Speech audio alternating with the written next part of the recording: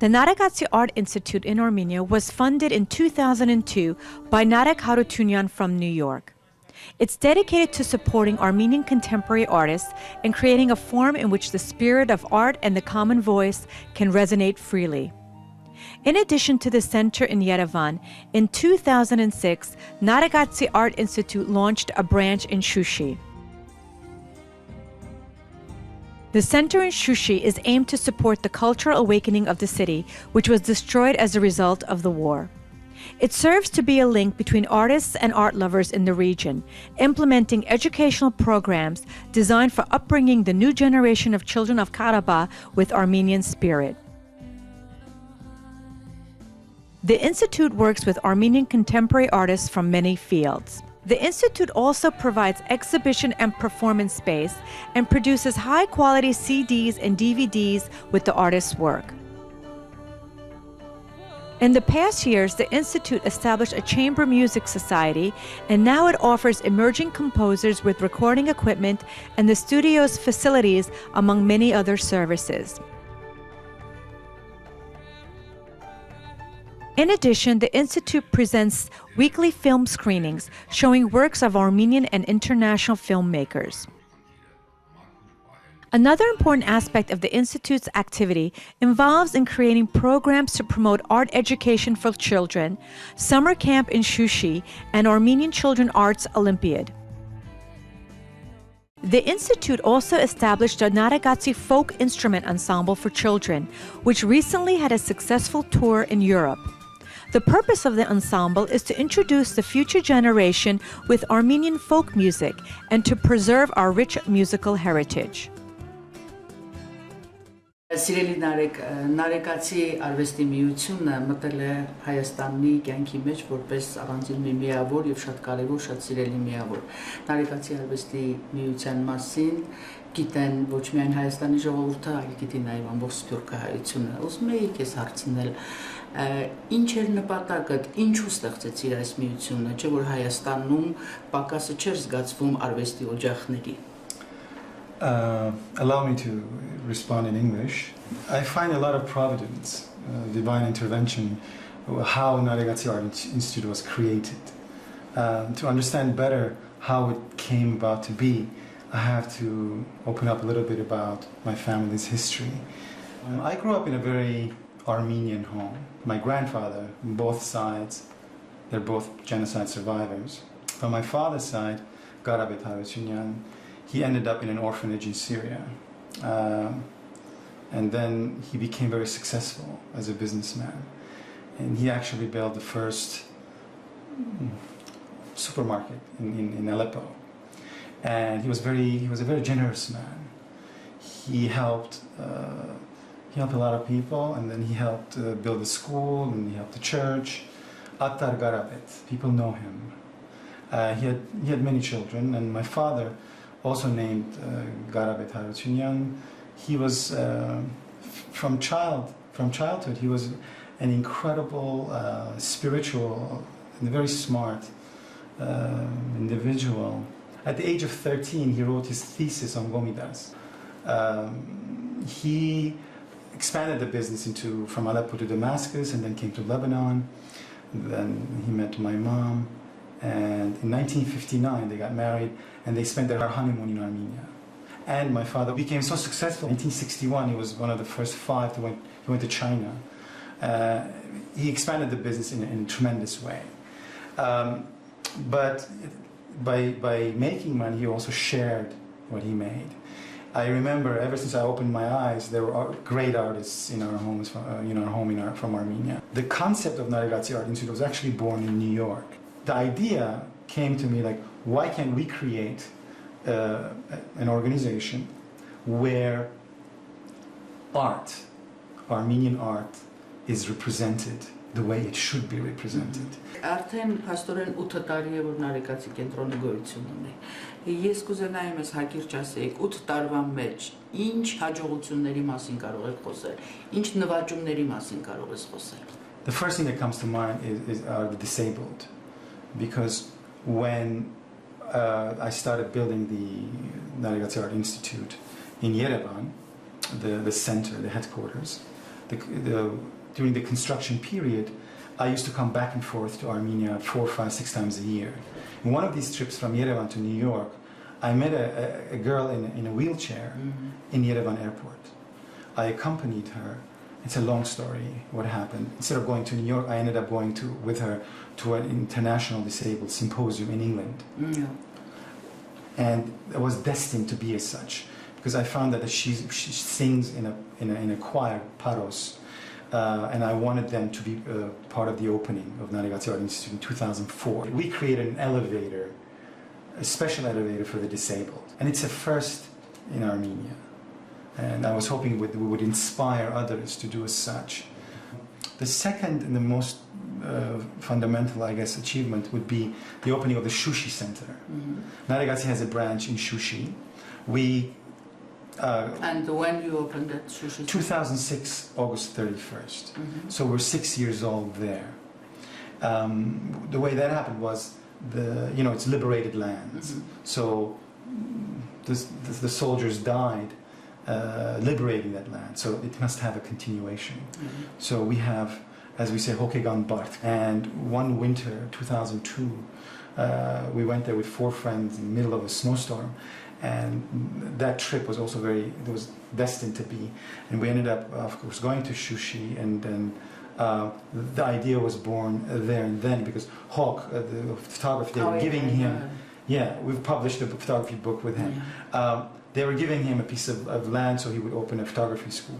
So I was so intrigued by that idea that I said we should create also something similar, and that's how that idea started. So in 2006, it finally came true. So today, and since 2006, we have around 13, 14 classes. We have the children of Shushi who attend the Naregatsi Art Institute there. We have classes in theater, music, dance, sculpting. We have photography, languages, fairy tales. It's kind of fairy tale-ish in itself, because the children feel an incredible comfort when they come to Naregatsi, because it's very different from everything else. And it's very warm during the winter. I make sure it's warm. I make sure they feel good, first of all, physically, and then spiritually and mentally. And that I consider an incredible achievement as well. How about publishing? We, throughout the years, have many publications, many productions. The very first Naregatsi Art Institute production happened in New York. I wanted to do something special through art, and I went to many artist friends. Artsakh was the first I went to, and he said, "Nareg, I'm with you, go ahead." Lernik Hovhannisyan, Artsakh, the sculptor, Hawk, Garen Petrosyan, many artists. That is the miracle of the evening. Oh yeah. Yeah. Vahan also came from Armenia. But the miracle of the evening was Mr. Hago Pasadurian, 100 years old, a writer, an incredible humanitarian, successful businessman, but most important, a genocide survivor. Why he came, how he came that night is a miracle in itself. He stood up and he spoke for a good half an hour about how the Turks massacred the Armenians, his experiences, how he buried his mother with his own hands. Anyway, it became, what he spoke of became a testament, and we filmed that, and our first production was born. Throughout the years, since 2014, we have over 35 productions, because there was a need for creating beautiful work. See, it's very important, like I said, to present our culture. You also have to create something that presents our culture through an artistic work, whether an artistic designer, a graphic designer, the artist, the musician, the composer, the photographer. This is very symbolic because it's our very first production in music. So it's and the way it looks is when you feel it. It's incredible album, I know. Similarly, for instance, we did Gomidas's complete piano composition. For instance, when you open this and you read every single one has an explanation in English and Armenian, and then you have the notes. John Hodian, who's an American composer, Armenian, he was inspired when we met. He came to Armenia. He helped us build a recording studio. We have a professional recording studio. And now you have Vagrich Bakhchanyan exhibition. Vagrich Bakhchanyan is this year's first publication. We have another, our ensemble. That's one of our achievements that I'm very proud of. Naregatsi Folk Instrument Ensemble. And we have a new CD, a new recording. The first CD that we recorded, actually we won, it won the best album of 2010. We won a prize, a National Music Award. Now we have a new recording, and we're just in the middle of producing it. And hopefully they will take it with them because we're going on a tour. I don't know if I'll be going because they have forbidden me to leave the country. So they will be going to Germany and France again and touring 4 cities in Germany and around 10 cities in France. Նայեք գիտես ինչ լսում եմ քո բոլորս պատմությունները եւ առավել եւս ուշադրություն եմ դարձնում քո ոգևորությանը եւ զուգահեռ անընդհատ մտքիս մեջ գնում է վերջերս քեզ հետ կատարված վատ իրադարձությունները, որը որքան որ ցնցեց քո ընկերներին այստեղ Հայաստանում, առավել ցնցեց մեր նյույորքահայությանը, մեր արևելյան շրջանի հայությանը, որոնք շատ լավ գիտեն ոչ միայն Նարեգին, այլ գիտեն ընդհանրապես Հարությունյան Երդաստանին։ Եվ ես չեմ կարող այս մեր հարցազրույցի մեջ ներողություն չանդրադառնալ այդ դեպքերին, որ տեղի ունեցավ քո կյանքում։ Մի քանի խոսքով ուզում եի, որ մեր ժողովրդին բացատրեիր ինչ էր սա։ You know, in a nutshell, it's a fight between good and evil, because Naregatsi's mission is to serve our Lord and our culture and our heritage, and to preserve that which is good. I mean, we create values here in a nutshell, and we give hope. As far as the difficulties that arose, it has nothing to do with Naregatsi Art Institute or what Naregatsi Art Institute is all about. It has to do with our family and the investments that we've made in Armenia. My father, mostly it's his money that we started investing. After my mom passed away, my father wanted to do something special in her memory. So through a friend, Sevak Arzaruni, they had an organization, Yergir Repatriation. They used to build or renovate things in liberated lands. So we wanted to build a small village in my mom's memory. He built this village in Kelbajar, liberated lands. Today it exists. It's called Kanarava. And my father he wasn't well, Parkinson's and heart issues anyway. And so we wanted him to feel good. And since, he was an incredible businessman and all his life, he was in that environment. So we had to create an environment where he felt good. And we started making investments, and all the investments that we made through Sevak, and he was the dominant figure here. We started a business, Tsar, which is, anyway, it's a brand with distribution for food. Nothing. It wasn't a big business or anything, but it was a business. You had like around 30-40 people working for us. My father felt good in that environment.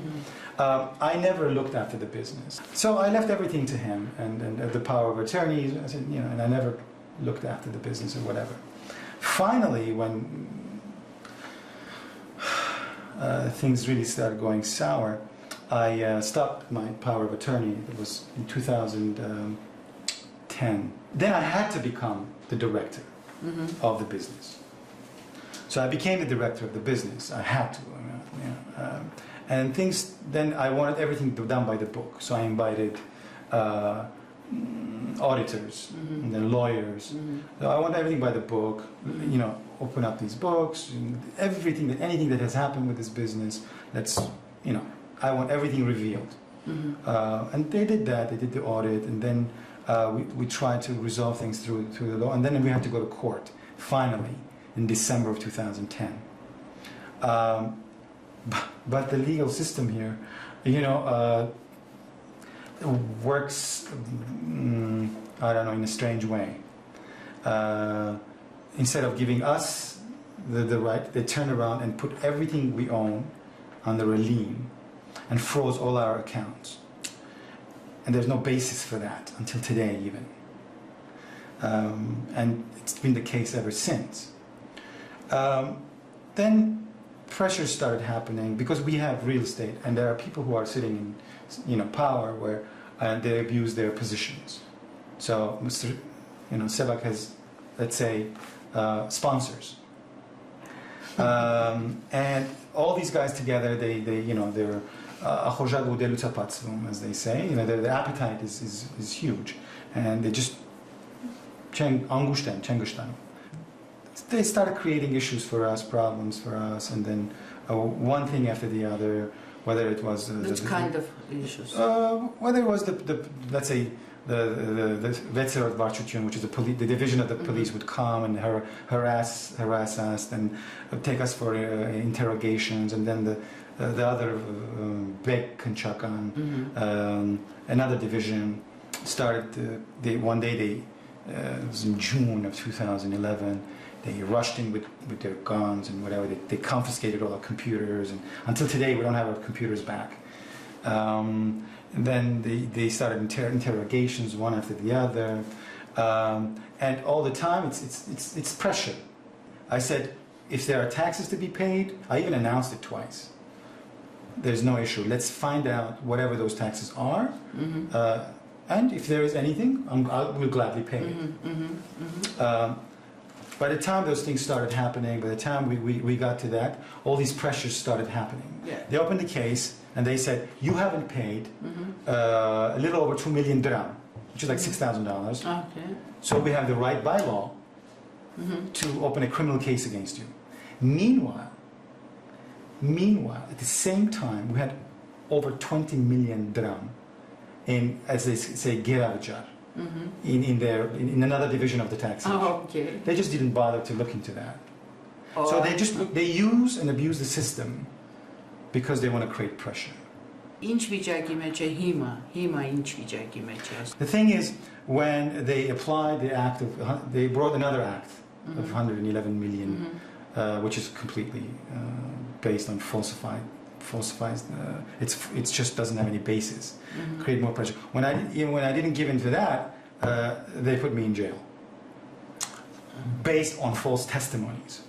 Anyway, after that, when I got out of jail 4 days later, which was meant to be 20 days, they made me sign something that I can't leave the country, and that's very painful for me because in 2 weeks' time, the kids, the ensemble, 25 kids are going to Europe, and I'm not going to be with them because of this. The United States Embassy here, I had to inform them. The first time the inspector threatened me that he's going to put me in jail, which was in June, I had to report that. So they started monitoring things slowly, but when they put me in jail, the U.S. government, the first visitors were from the U.S. Embassy, because I have to inform them that this is what happened as a citizen. And they've been following everything. So they are with us. Nareg, ես գիտեմ, որ այս ամբողջ ճանապարհին դու իսկապես շատ դժվարությունների միջով անցար, որովհետև ես կարծում եմ, որ դժվարությունը այնտեղ չէ, ինչ որ քեզ հետ պատահում է, դժվարությունը այնտեղ է, որ քո ճշմարտությունը չի անցնում։ Ես գիտեմ, որ այդ ճանապարհին դու ունեցար բավականին քեզ մարդիկ, որոնք քո կողքին կանգնեցին։ Ինչ կուզենայիր մեր հարցազրույցի վերջում իրենց ասել։ Life cannot be blue roses. The good and the bad are hand in hand. We have to concentrate on the good and feed the good and nurture that which makes us proud with our identity as Armenians. Whatever has happened to me, I'm not the only one. It's just that since Naregatsi has been serving with humility, with dignity, and helping and serving as such, it has a reputation. And people who have interacted with Naregatsi and Nareg know the truth. Պարոն Հովհաննիսյան, որպես իրավաբան կուզենայի մեզ մի քանի մեկնաբանություններ տայիք Nareg Haroutuniani գործի մասին։ Ուրեմն ինչ վերաբերում է քրեական գործին, նշեմ, որ կա վարչական գործ, քրեական գործ եւ քաղաքացիական գործեր։ Ինչ վերաբերում է քրեական գործին, ապա դրա արմատները դեռևս սկիզբ առնում 2009 թվականից, որը GH-ի հետ կապված է, GH Enterprise ընկերության հետ, որը պատկանել է Կարապետ Հարությունյանին, Նարեկի հորը, եւ Նարեկը ընդհանրապես դրա հետ ոչ մի կապ չի ունեցել։ 2009 թվականից դեռևս 2009-ի նոյեմբերից Հարությունյանները զգում են, որ Սևակ Արզանին, որը Հայաստան ներկայացնում էր իրենց շահերը, ինչ-ինչ պատճառներով իրենց գործերը չի հաջողացնում, այսինքն արդյունքներ չի երևում։ Այն դեպքում, երբ որ գործարքները սկսվել են մի քանի տարի առաջ։ Եվ 2010 թվականի ամռանը Սևակ Արզանին զգալով նաև անվստահությունը եւ այդ գործերի ձախողումը Հայաստանի հրավիրում Nareg Haroutunianին փորձելով որպեսզի համոզի իր հոր ընկերության ղեկավարությունը իր ձեռքը վերցնի։ Խոսքը վերաբերում է GH Storage Enterprises ընկերությանը, որի ղեկավարը փաստացի Սևակ Արզանինն էր, իսկ տնօրենը Արտյոմ Մարտիրոսյանը, որը Սևակ Արզանինու վաղեմի գործընկերն էր եւ նույնպես Հարությունյանների վստահված անձ է։ 2010 թվականի սեպտեմբերի 11-ին, երբ որ Նարեկը դառնում է ընկերության տնօրեն, արդեն իսկ հաշվապահությունից տեղեկանում է, որ ինչ որ խախտումներ կան, բայց քանի որ ինքը մասնագետ չի, բիզնեսով զբաղվելու հմտություն չունի, դիմում է աուդիտի։ Աուդիտի ստուգումների արդյունքում պարզվում է, որ մի շարք չարաշահումներ կան, ընկերությունից յուրացումներ կան։ Դա վերաբերում է տասնյակ միլիոնավոր դրամների։ Այդ նույն ժամանակահատվածում նա դադարեցնում է Սևակ Արզանինու նախկին տրված լիազորությունները եւ Սևակ Արզանինին, ինչպես ինքն է հետագայում դատարանում ցուցմունք տալիս այդ մասին, վիճաբանելու համար գալիս է GH Storage Enterprises, դա տեղի ունեցել 2010 թվականի սեպտեմբերի 25-ին եւ ջարդուփշուր է անում այնտեղ ցուցանակները Nareg Haroutuniani մորը նվիրված որոշակի հուշեր, մասունքներ կան, դրանք է ջարդուփշուրանում, հաստորեն դրանով ցանկանում է հարաբերությունները խզել, բայց ինչ որ միջադեպի հիման վրա։ Իրականում դրա տակ լրիվ այլ տնտեսական շահեր էր թաքնված, գումարներ, որոնք նա նախկինում արդեն ստացել էր ընկերությունից, Հարությունյանի գումարներից։ Եվ ամիսներ անց, մոտ 2 ամիս անց, դեկտեմբեր ամսին արդեն Nareg Haroutunian ձեռքի տակ ունենալով աուդիտի տվյալները դիմում է դատարան եւ պահանջ է ներկայացնում Սևակ Արզանին եւ Արտյոմ Մարտիրոսյանին, որպեսզի նրանք վերականգնեն ընկերությանը հասցված վնասները, մասնավորապես ընկերությունից տարած գումարները, որոնք անձնական նպատակների համար են ծախսել։ Այդ ժամանակ հենց արդեն քրեական գործի հիմքերն են ստեղծում, նրանք սկսում են պաշտպանվել։ Պաշտպանվելը նաև որ անձամբ չեն պաշտպանվում, այլ իշխանավորների հովանավորության ներքո են սկսում պաշտպանվել։ Քրեական գործը հարուցվում է 2 միլիոն 560,000 դրամ հարկեր չվճարելու փաստով։ Այն դեպքում, երբ որ ընկերությունը այդ ժամանակ պետության ուներ գերավճար վճարված 20 միլիոն դրամ։ Պարոն Իրավաբան, փաստորեն ստացվում է, որ կոպիտ ասած գողություն է մեծ հաշվով կատարվել եւ այդ գողությունը ծածկելու համար հակամեղադրանք է հարուցվում Nareg Haroutuniani դեմ, այսինքն սարքվում է մեղադրանք Nareg Haroutuniani դեմ։ Այդպես եմ ճիշտ եմ հասկանում ես։ Ճիշտ այդպես է, որովհետև հետագա գործի քննությունն էլ հենց փաստում է դրա մասին ու ներկայիս դատաքննությունը փաստում է այն մասին, որ այդ գործի քննությունը ամբողջությամբ շինծու է եղել։ Վկաները, որոնք որ քրեական գործով քննիչի մոտ ցուցմունքներ են տվել, ճիշտ հակառակ ցուցմունքներ են տալիս այժմ գործով դատարանում դատաքննության ժամանակ։ Սևակ Արզանինին ցուցմունք տվեց, որ ինքը ընկերությունից ավելի քան $600,000 գումար է ստացել։ Դատախազի կողմից հարց հնչեցվեց, որպես ինչ այդ գումարները որպես ինչ եք ստացել, որպես ինչ եք վերցրել, բա պատասխանը եղավ այն, որ այդ գումարները ստացել է որպես ավանս, այսինքն կանխավճար, հետագայում ընկերության գործունեությունից գոյանալիք շահույթից։ Բայց ես ասեմ, որ ընկերությունը առ այսօր դեռևս շահույթ չի արձանագրել, ամենայն դեպս Սևակ Արզանինու ժամանակ վնասներով է աշխատել, բայց վերջին ժամանակներս Nareg Haroutuniani տնօրեն եղած ժամանակ գոնե նրա հետևանքով, որ ինքը յուրացումներ չի կատարել ընկերությունից, ընկերությունը կարելի ասել եկել է որոշակի զրոյական վիճակի բացառությամբ այն վարկերի, որոնք որ վերցրած են եղել Սևակ Արզանին եւ Արտյոմ Մարտիրոսյանը, բնակարան, մեքենա եւ այլ գնումների համար, անձնական նպատակների համար, այդ վարկերը մնացել են եւ այսօրվա դրությամբ իհարկե ոչ Nareg Haroutunian-ը, Nareg Haroutunian-ի եղբայրը, որը այսօր արդեն հանդիսանում է ընկերության միակ մասնակիցը որպես հորժառանգ, նրա կողմից այդ գումարները վճարվում են, ընկերության այդ պարտավորությունները, որոնք ժառանգություն է մնացել, դրանք փակվում են։ Ինչ վերաբերում է քրեական գործով Նարեգին առաջադրված մեղադրանքներին, դա պայմանական 3 դրվագների է բաժանված։ Առաջինը, մինչ Նարեգի տնօրեն դառնալը, իբր նա ընկերությունը փաստացի ղեկավարել է, քննիչի այս պատճառաբանության տակ դրված է այն պատկերացումը, որ Nareg Haroutuniանը, քանի որ հանդիսացել է ընկերության սեփականատեր Կարապետ Հարությունյանի որդին, ուրեմն նա է ղեկավարել ընկերությունը, որևէ փաստ դրա վերաբերյալ որևէ վկայություն, գոյություն չունի, այդ թվում այն մարդկանց կողմից, ովքեր որ Նարեգենց դեմ ցուցմունք են տվել, այսինքն լրիվ անհիմն է այդ մասը։ Եվ այդ ժամանակի ընթացքում արձանագրել են, որ 26 միլիոն դրամի չարաշահումներ է եղել։ Երկրորդ մասը վերաբերում է սեպտեմբերի 2010 թվականի սեպտեմբերի 11-ից հետո, երբ որ Nareg Haroutuniանը հանդիսացել է ընկերության տնօրեն։ Այդ ժամանակի ընթացքի համար արձանագրված է, որ իբրև պետությանը չի վճարվել 38 միլիոն դրամի չափով հարկեր, տուժերով, տուգանքներով հանդերձ։ Ուրեմն այդ ժամանակի հետ կապված ես շատ կարևոր մի հատ փաստ ունեմ նշելու, քննության ժամանակ ընկերության գլխավոր հաշվապահը, որը հենց այդ ժամանակի գլխավոր հաշվապահն է եղել եւ քննության ժամանակ Նարեգի դեմ է ցուցմունքներ տվել, դատաքննության ժամանակ ցուցմունք տվեց, որ երբ որ ինքը դարել է գլխավոր հաշվապահ, այսինքն Նարեգի տնօրեն դառնալուց անմիջապես հետո, ինքը հայտնաբերել է, որ Սևակ Արզարունի եւ Արտյոմ Մարտիրոսյանի ժամանակ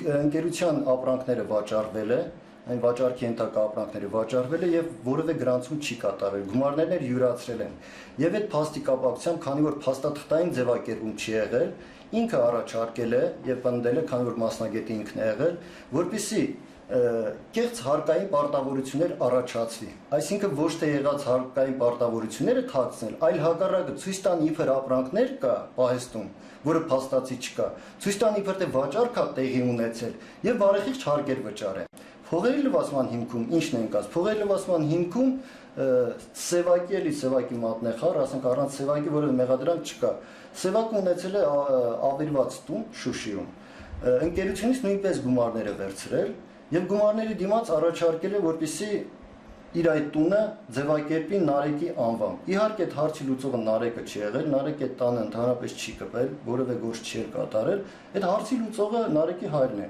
որտեղ այդ գումարները Նարեգի հոր գումարներն են։ Եվ Նարեգը չէր կարողացել, որ Շուշիում ուզում են տուն ունենալ։ Դա ընտանեկան որոշելու հարց էր։ Եվ այդ տարած գումարների դիմաց Նարեգի հայրը որոշել է, որ դե գոնե թող այդ տունը տա։ Իսկ այդ տունը $20,000 է գնահատվել, այն դեպքում, երբ որ այդ տունը այդ նույն ժամանակահատվածում գնահատումը արկա, քննությանը ներկայացված է $5,000-ից ավել լինել չէր կարող։ Եվ այս առու վաճառք իրանց միջև դիտվել է որպես իբր Նարեգ 2010 թվականին տնօրեն չեղած ժամանակ հանդիսանալով Կարապետ Հարությունյանի որդին, փաստացի ղեկավարել է ընկերությունը, ընկերության միջոցների հաշվին, այսինքն այն միջոցները, որ հարկ չի վճարել, դրա հաշվին տուն է գնել։ Այստեղ մի հատ էպիզոդ էլ կա, երբ որ գալիս են ընկերությունը ստուգում են օպերատիվ բաժնից հարկային եւ պարզում են, որ տան գնելու ուղղությամբ որևէ գումար ընկերությունից դուրս չի եկել։ Այսինքն հենց այդ հարկային ստուգման վել պարզվել է, որ այդ բնակարանը ոչ թե ընկերության միջոցների հաշվին է գնվել, այլ Կարապետ Հարությունյանի հաշվից է դուրս գնացել։ Այսօրվա դրությամբ քրեական գործը կարելի ասել լավ ընթացքով է գնում, որովհետեւ ինչպես արդեն նշեցի, բոլոր վկաները գալիս են տալիս են ճիշտ ցուցմունքներ, իսկ ճիշտ ցուցմունքները հօգուտ Nareg Haroutuniani եւ նրա հետ մեղադրվող մյուս երկու անձանց են, նրանցից է նաեւ Անի Նացականյանը, որը ընդհանրապես նրա գործողությունները որևէ կերպ հնարավոր չի կապել, ինչի եմ նշում Անի Նացականյանին, որովհետեւ մի դեպքում Նարեգն է մշակույթի ոլորտում է նա գործում, մյուս դեպքում աղջիկ է չամուսնացած եւ նրանք փորձ են կատարում այս երկու անձանց միջոցով Սարո Հարությունյանի վրա ճնշում գործադրել, ինչպես գումարները վճարելու, այնպես էլ մնացած այլ եւ այլ հարցերով, որտեւ այս շրջանակներում չի ավարտվում այս խնդիրը, կան նաեւ այլ խնդիրներ, այլ հարցեր, որոնց լուծումը փորձում են այս քրեական գործի շրջանակներում տալ։ Պարոն Փաստաբան, շնորհակալություն ձեր այս հանգամանալից մեկնաբանությունների համար եւ ես հուսով եմ, որ մեր դատական համակարգը վերջնականապես չի աղավաղված եւ կանի իր ճիշտ լուծումը եւ շատ սիրելի Nareg Haroutunian-ը կարժանանա իր արդար վճռին։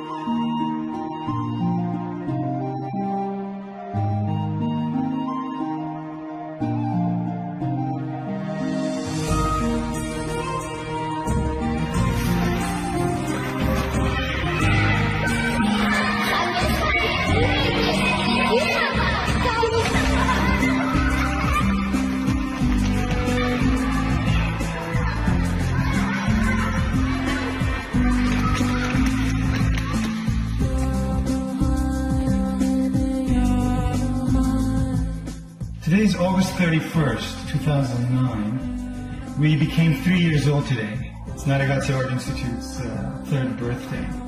If you go back 3 years ago, there was absolutely no roof here. This building was nothing but just another ruin like the rest of the city. We just had walls. So we renovated this entire building. We built classrooms, we built this entire roof, and we made it into, as you see, a place where the children can come, they can feel warm, they can look and they can say, there's something quite amazing done here. Quite a lot of work. It's an incredible investment. And one of the reasons was to set an example for others to be inspired. Through the arts, we create hope, we preserve values, we teach music, we teach theater, paintings, we teach photography, sculpture, carving. Ես Գիրեն Մարիամն եմ, ես հաճախում եմ նկարչությունը, ես այստեղ եմ մի ամիս կանխում ես։